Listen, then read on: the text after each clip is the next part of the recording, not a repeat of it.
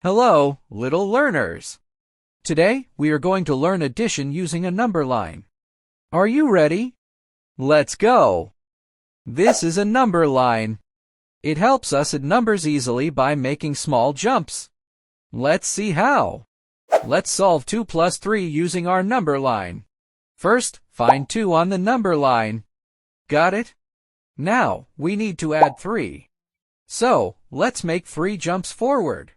1, 2, 3. Where did we land? Number 5. So, 2 plus 3 equals 5. Great job! Now, let's try 4 plus 5. Find 4 on the number line. Now, let's make 5 jumps forward.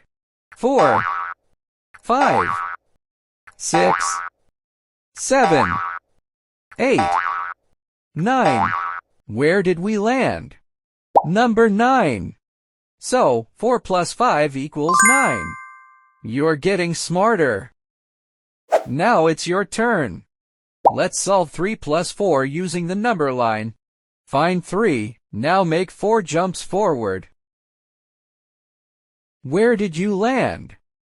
Yes. 3 plus 4 equals 7. You did it. That's how we use a number line to add numbers.